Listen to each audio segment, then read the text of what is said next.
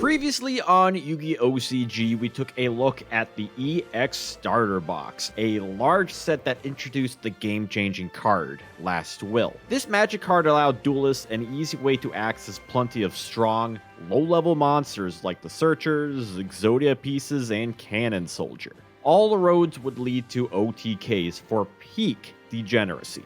Academically, it killed the fundamentals of Yu-Gi-Oh! In one fell swoop. At least the rulings for the Searchers activating from hand were finally addressed, making the OTKs slightly less broken. Still, the dueling landscape was nothing short of a wasteland. Could the final volume set in Series 1 be enough to change the status quo? On January 7th, 2000, we received Volume 7. The core set featured a variety of machine monsters used by manga antagonist Bandit Keith. While most of these would be left in the trash heap, Barrel Dragon was an attraction enough to plenty of duelists. Its high stats and strong effect was an allure, even if the environment didn't have room for such a hefty card.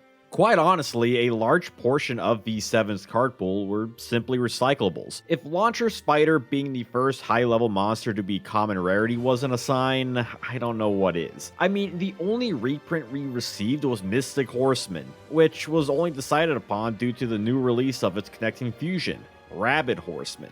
Though as to why Konami didn't feel the need to reprint any of the other older fusion materials for the new fusion monsters, I will never know. After all, Horseman was printed literally one set ago in the EX Starter Box, compared to Cybersaurus and its materials being last printed in Volume 5 and Booster 5.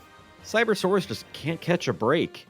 Speaking of fusions, V7 gave us a couple decent fusion options, one being Labyrinth Tank, which could make use of Cannon Soldier in an additional way for the fusion strategy.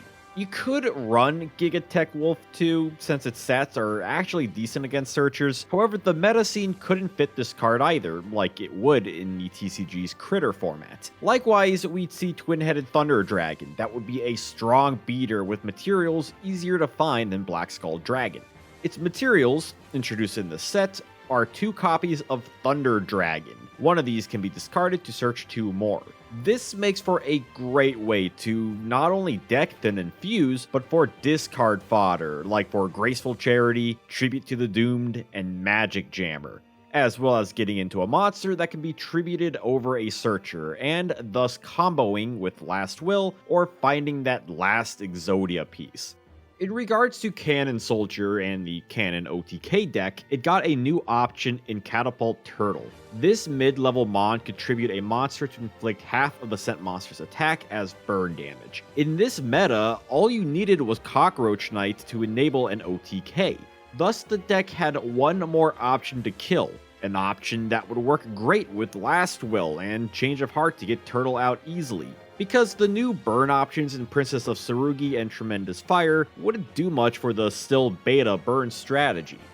If you were still a legacy beatdown player, then you also got new tools here.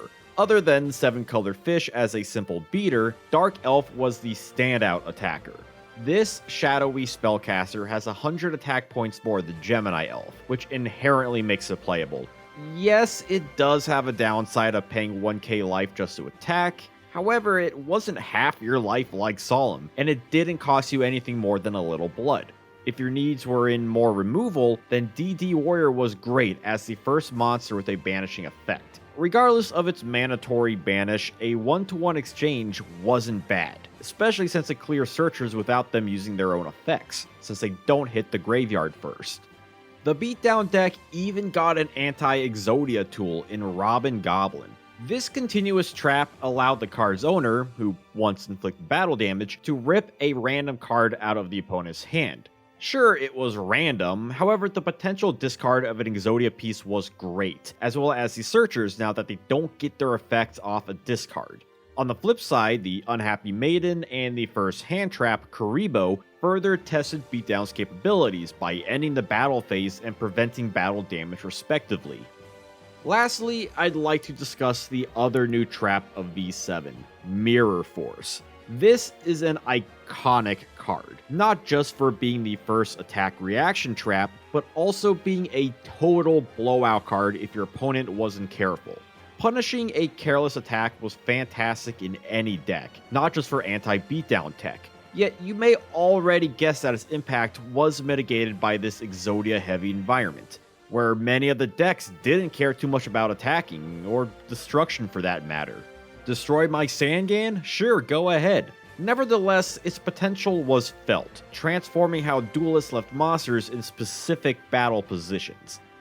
Volume 7 would have some other effect monsters and back row cards alike. It's just that aside from the ripe fruit, many of the remaining cards were really just filler in the grand scheme of things. I suppose in relation to the playable cards, these just stuck out more as whatever additions. Goes to show just how far the game has gotten thus far, evolving from the humble beginnings of Volume 1 to 6 sets later where reasonable cards had to have more in their deck inclusion argument than just being better than the slot beforehand. When looking at decks from this era, Exodia still reigns supreme. It now has Thunder Dragon to cut the overall deck size down if you can search them out. Plus, it can be used for multiple cards now that you need the searchers to hit the field. Anti-Meta Jar did gain countermeasures thanks to Deity Warrior and Robin Goblin. Canon OTK gained a new way to, well, OTK thanks to Turtle. Beatdown also made use of Robin Goblin and its upgrade in beater options. And Fusion had 2 new usable fusions to play around with. And even with all of that, the Exodia OTK was ever the more transparent issue. Honestly, V7 didn't do too much to change anything. It added spice to the card pool, sure. Unfortunately, decks remained in the same spot as before, if not fixing the issues Exodia faced after the ruling change. But I would be lying if I didn't say the spice made it look more fun on the outset. Barrel Dragon, Dark Elf, Shield and Sword, and Karibo certainly were fun cards, as a few examples.